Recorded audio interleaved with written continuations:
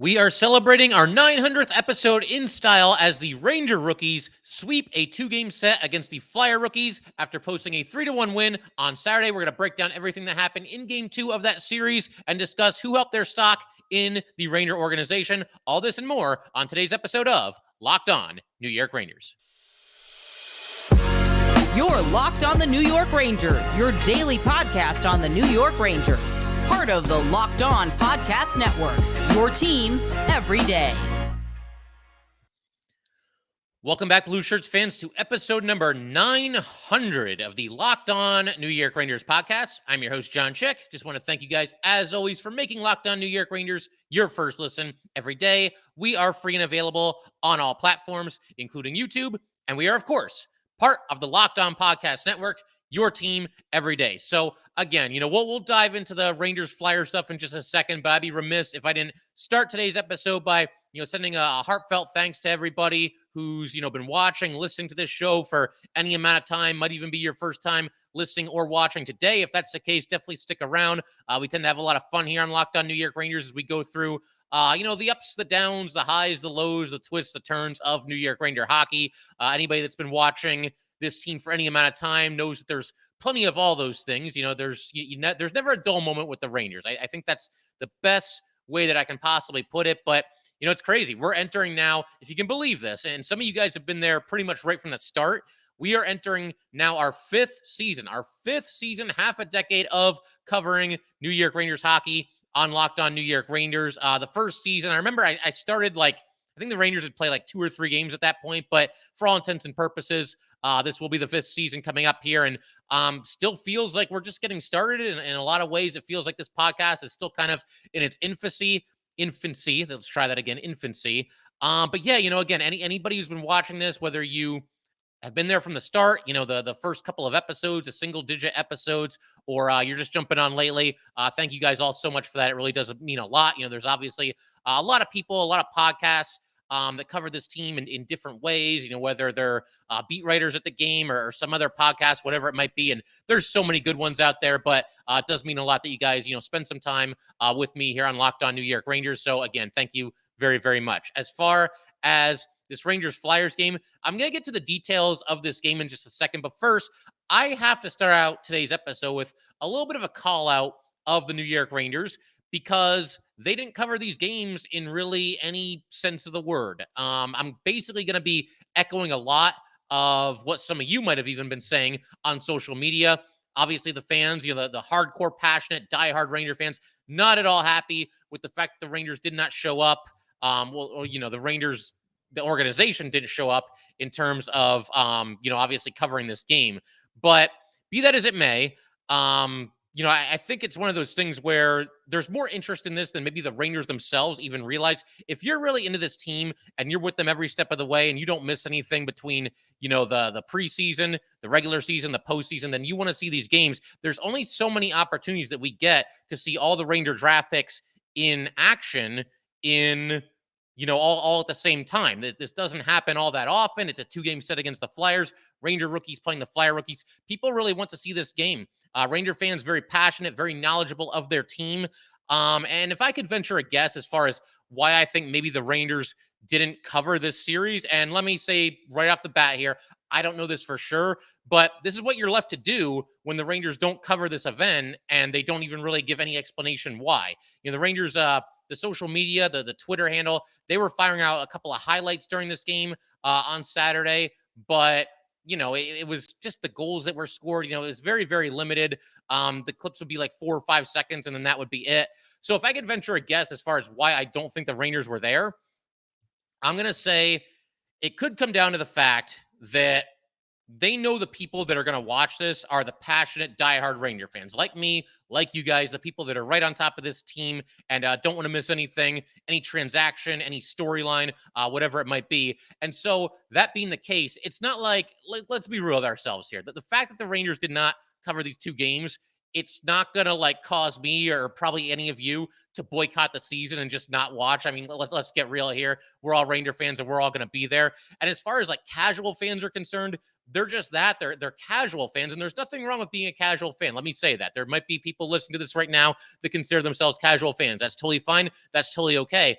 but they're not going to, upset casual fans or lose any casual fans either, because certain casual fans aren't going to really be all that interested in watching this anyway. That this happened on Friday and it happened on Saturday. Friday night, you got plenty of things you can do on a Friday night.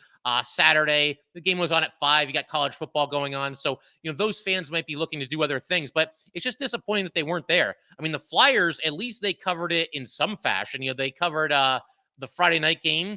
You were able to go to the Flyers website and watch it there as it was happening live. And then the Saturday game, it was weird.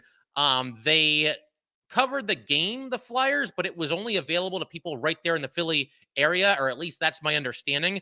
And I got to give a shout out to Rachel from Locked On Flyers. She actually ended up attending the Saturday scrimmage and sounded like she had a nice time there. I was DMing her and Russ from Locked On Flyers because I was like, do you guys know how I can watch this game, where it's being shown? And there was no way to watch it unless you were in the Philly area. So, you know what, next year, and honestly, I'm kind of serious about this. Maybe just go to the games. Maybe next year I'll just take a weekend. Me and my family can go. We can go watch these Ranger prospects in action. Probably get some pretty good seats. I saw, tickets were only going for you can get in there for $30 or so. I think in some cases, depending on where your seat was, possibly even a little bit less than that. So just kind of disappointing.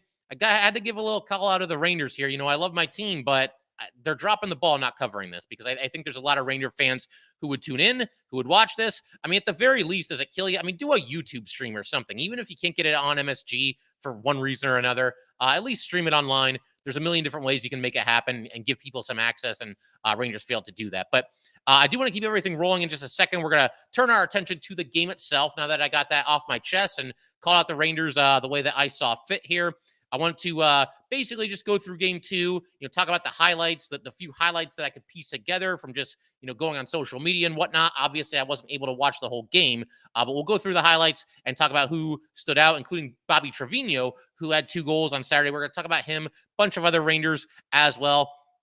We're going to be doing that in just a second. But first, got to let everybody know that today's episode of Locked On New York Rangers is brought to you by FanDuel. Snap into action this NFL season with FanDuel, America's #1 sportsbook. Right now, new customers get $200 in bonus bets guaranteed when you place a $5 bet. That's $200 in bonus bets, win or lose. If you've been thinking about joining FanDuel, there is no better time than right now to get in on the action. The app is so easy to use. There is a wide range of betting options, including spreads, player props, over-unders, and much more. So visit FanDuel.com/lockedon and kick off the NFL season. FanDuel, official partner of the NFL. I just want to thank you guys, as always, for making Locked On New York Rangers your first listen every day. We are free and available on all platforms, including YouTube. And for the everydayers, you guys are going to want to stick around. I mean, we're less than a week away from Ranger hockey here. Granted, it's the preseason, but there's a lot of storylines and a lot of things to track throughout the entire preseason. So we're going to work our way up to that. Going to do an episode where we look at the biggest things that I want to see out of the Rangers during this year's preseason. But for right now, let's go ahead and talk about this rookie game. Game 2, the Rangers end up sweeping the Flyers. They win game 1 on Friday by a score of 4-2. If you missed our most recent episode, I recapped that game, so you can go back and check that one out. But for right now, going to be focusing in on Saturday's game, game 2. The Rangers win this one by a final score of 3-1. So, again, I wasn't able to watch this game. Nobody outside the Philadelphia area was. I was kind of hoping maybe it would be thrown up on YouTube by now, but no such luck. So I'm just going to piece everything together the best I can. To begin with, the goalie situation. Friday night, Dylan Garand, I thought, was the best player on the ice. Was really impressed by what he did, making some really good saves early in that game, showing some good lateral movement, a quick glove, everything you want to see from a goalie. And you hope that he can build on the strong playoff showing that he had last season with the Hartford Wolfpack as he, attempts to work his way eventually onto the New York Rangers. He's one step away, and it's possible that job backing up Igor Shesterkin is his next year. We shall see. But this game was split by the other 2 goalies, which is how I thought the Rangers would do it. In addition to Garand, they also had Olaf Lindbaum and Talon Boyko in camp. And so you figure, there's 3 goalies. Garand plays the whole first game. I don't think they're going to have anybody there and not play in either of the games at all. It was interesting how they did it, though. Lindbaum actually started the first game, or the first period, rather, the first period of the second game.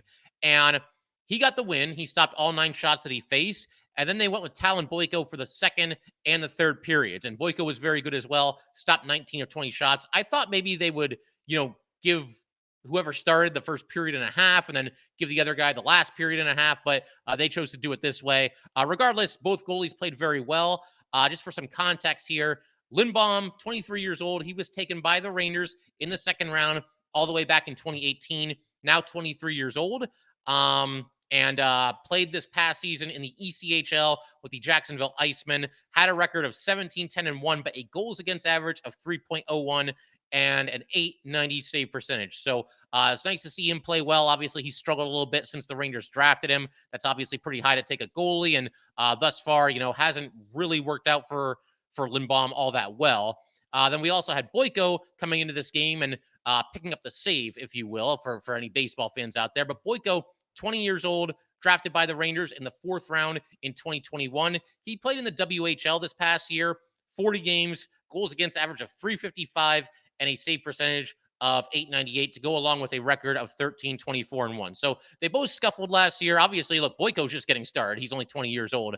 But nice to see them both play well and presumably make some nice saves. I'd love to be able to describe some of these saves for you guys, but we've been through that. I don't need to keep bringing that up. Rangers did not cover the game, and so video highlights were certainly limited. As far as the Rangers scoring and how it all went down, and when did they score, who scored, what was the scoring order, with the Flyers scoring a goal there as well. You can start just 2:14 into the action. You had undrafted forward Luke McNamara opening the scoring.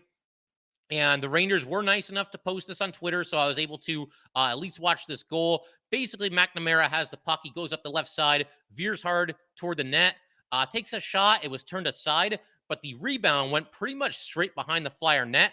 McNamara picked it up, swooped around the other side, scored on a wraparound, and that gave the Rangers the 1-0 lead. Looked like he might have banked it off the goalie's pads and into the net. It's kind of hard to tell, based on the camera angle. But regardless, McNamara opening the scoring of this game. And anybody looking for some context on McNamara, he was undrafted, as I mentioned, played 130 games with the Saginaw Spirit of the OHL over the past 2 seasons, 15 goals, 34 assists in that time. Was also a -27 during those 2 seasons.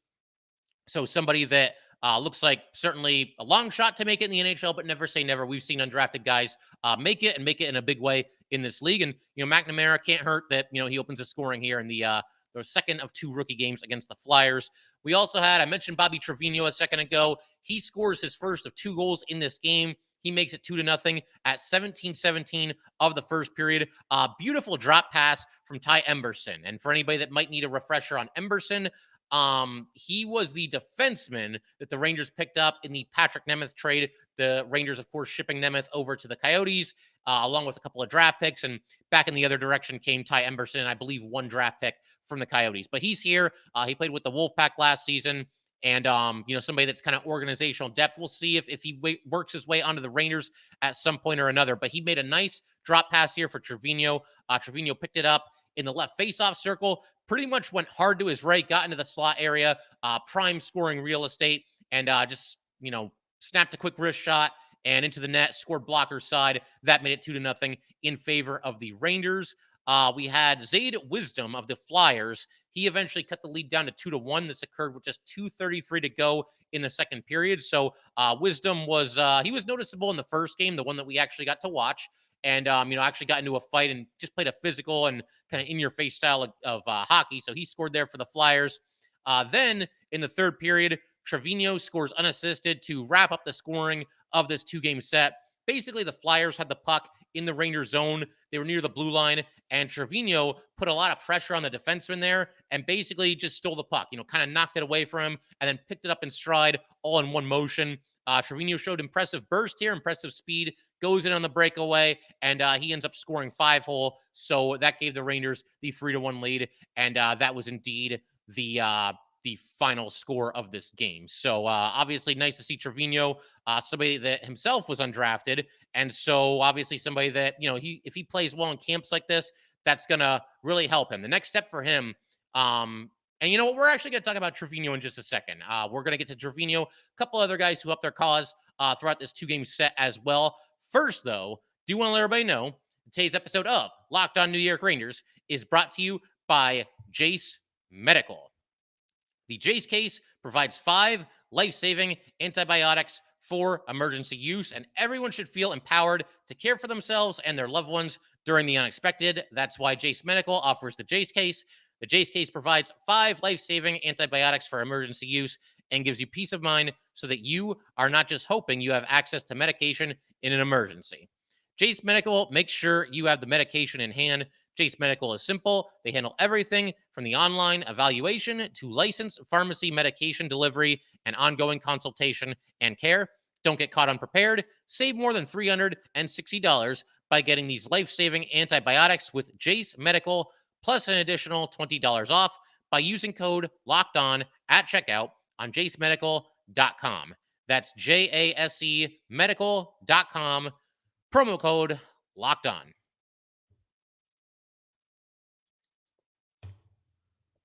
All right, let's keep everything rolling here. I wanted to go ahead and talk about some Rangers that, kind of helped their standing within the organization, boosted their stock a little bit, use whatever expression you want to use, but basically the guys who played well and, might earn more opportunities in the future with this New York Ranger team. And we got to start with Bobby Trivigno, again, showing up big in the second game here, scoring a couple of really impressive goals. I didn't think he was super noticeable in the first game, of this 2-game set, the one we were able to watch. He got into a couple of skirmishes. He does tend to mix it up a little bit. Right at the end of the game, he was kind of getting into it with a couple of guys on the Flyers, and he was actually wearing an A, so he was one of the alternate captains for this game.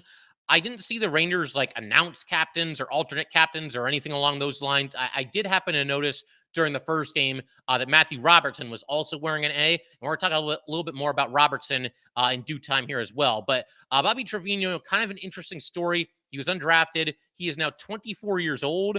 And without going through the entire Ranger roster and checking the age of every single player, I get the feeling he probably was the oldest player in this camp. He's going to be 25 in January. And another undrafted player here, small left winger, just 5'8", 161 pounds, lefty shot. He did have a very strong career for himself in college at UMass. He was an alternate captain at UMass as a junior, became the team captain as a senior, and they actually won a national championship while he was there as well. But 139 collegiate games for Trevino, 43 goals, 78 assists, and a plus 73 in those 4 seasons combined. And then he spent parts of the last 2 seasons with the Hartford Wolfpack. He was there for the whole thing this past year. The year before that, just 11 games. He went there, if memory serves me right, pretty much right after his college career ended. So he ended up 2 years ago playing in 11 games with the Wolfpack and then 57 games this past season. So if we combine all those games and all of his numbers, he has now played 68 games with Hartford, 8 goals, 21 assists. He's also a +9. And then also 9 playoff games for Trevino last year, 2 goals, 1 assist, and was a +2. And as is the case with every single pretty much undrafted player that you've ever heard of, he certainly does face a little bit of an uphill battle. It's not to say that it can't be done. We've seen undrafted guys, have great careers and in some cases Hall of Fame careers. He is in the final year of his 2-year entry-level contract with the New York Rangers. Despite his lack of size, he definitely does play with an edge, kind of gets under the skin of his opponents. I saw an old quote from a Hartford Wolfpack assistant coach where he basically said that the entire opposing team was looking to get him, looking to go after him because he was just driving them crazy. Look, if Trevino, if he makes it to the NHL, really for any amount of games, but if he makes it and ends up having, a solid career for himself and a lengthy career for himself, a lot of it's going to be heart and hustle. It sounds like he does not lack either of those 2 things. I'm kind of hoping that we at least get to see him in camp with the Rangers and playing in a couple of the preseason games at least. Just find out what you have. I mean, again, it's kind of a tough situation, right? Because he's 24 years old, and it's not ancient by any stretch of the imagination, but compared to the other players in this camp, it is quite a bit older than quite a few of them. So if you're the Rangers, you probably want to find out what you have with this guy sooner rather than later before, he starts to get older and, it's not even worth your time at that point. But by that same token, you can't prioritize somebody like Bobby Trivigno over somebody like, I don't know, Brennan Othmann, Will Cooley, Adam Sikora, some of these high draft picks that you have high expectations for. But I'm hoping at the very least, the Rangers have 6 preseason games. I don't think it'll kill them to put Trevino into I don't know, 2 of them. Is that okay? 2 or 3 of the games. Just see what he can do. This to me is somebody that if he does make it, it's probably gonna have to be as like a scrappy, gritty, probably fourth line type player. We'll see. But obviously, you got to figure if he's in camp with the Rangers, and maybe he would have been anyway, but you have to figure these 2 goals that he scored here, as well as he played, that's going to have a lot to do with him at least getting a look for the Rangers this offseason. So we will see what happens there. I think another player that really kind of helped his stock and played well for himself was Matthew Robertson. Now, Robertson quite a bit different from Trevino. I mean, first of all, Robertson's a defenseman. Trevino's a forward. Beyond that, Robertson, former second-round draft pick. So the Rangers, you take somebody in the second round, you have high expectations for them. You expect them to eventually be a contributing player to your franchise in one fashion or another. And in these 2 games combined here, Robertson ends up with a goal and 2 assists. So that's nice to see. Again, former second-round pick by the Rangers. He's 22 years old, so it's not like he's ancient at all, like not even in the slightest. But we did talk about him in our most recent episode. And, Molly Walker had the article about him as well. But kind of the gist of the article and what I mentioned in the last episode as well is that a lot of Ranger defensemen in this organization over the last couple of years have sort of surpassed him in the pecking order. He's been jumped by guys that, I mean, some of them are players that the Rangers bring over via a trade. Some of them are, free agent signings. Some of them are older. Some of them are younger. But a lot of different defensemen have kind of come and gone for the Rangers over these past couple of seasons here. And this has all happened without Matthew Robertson ever getting a game in the NHL or really, I mean, who's to say how close the Rangers were? Maybe they gave serious consideration to calling him up at one point or another, but we never really heard about it. So is he still in the plans? Do they still really believe in him? I would like to think at age 22, they still, feel like he can eventually contribute to the team. Hopefully they do. But his performance here, it wasn't just the 3 points. He was solid defensively as well, just very steady back there. Didn't make any mistakes or anything along those lines. So I think Matthew Robertson really helped himself here. And who knows, we'll see how it goes. Right now, again, it does seem like there's a lot of people in front of him. You get the 5 obvious defensemen who are going to be on the Rangers on opening night. Beyond that, you've got Zach Jones. You've got Eric Gustafsson. Ben Harper is still there. Ty Emberson, I mentioned him a second ago. He's played solid hockey for the Wolfpack overall as well. So we'll see. But Robertson, I think this is a step in the right direction for him after what was largely described as kind of an underwhelming season with the Wolfpack this past season. I didn't get to watch every Wolfpack game, but that was the general consensus as far as people who cover the Hartford Wolfpack. But he was actually out there, was Robertson, with Ty Emberson. The 2 of them seemed to play pretty well together throughout this 2-game set. Another, trio of players here that I thought overall looked good, especially in the game that I got to watch. You had the top line of Othmann, Henriksen, and Sakura. Othmann and Sakura in the first game both drew a penalty each. Both had an assist. Overall, that line was moving out there, and I thought they looked pretty good. And somebody else that kind of jumped off the screen for me, certainly in the first game that I watched. And I don't want to just go with all, first rounders. We haven't done that, but you know what I mean. We want to look at the top picks and also some dark horses as well. But I'm going to say Matt Rempe. He was a 6th-round pick for the Rangers all the way back in 2019. And first of all, I mean, you look at him and he jumps off the screen because the guy's as tall as a skyscraper, right? So he's a big guy, very, very physical in the game that I was able to watch. He also got into a fight, dropped the gloves with wisdom. He won that fight. It was a short fight, and he pretty much socked him and just knocked him to the ice. So Matt Rempe, big tough guy. Maybe he can make it as something of an enforcer. I know the enforcer doesn't have as prominent of a role in the NHL as it used to, but if he can play good, tough, physical hockey, maybe be a little bit of an intimidating presence out there could be a future for Matt Robertson. Matt Rempe, too many Matts. Matt Rempe in the NHL. Like I said, was very impressed with him in the first game. Just played very physical and just kind of set a tone for the Rangers, who ultimately completed this 2-game sweep.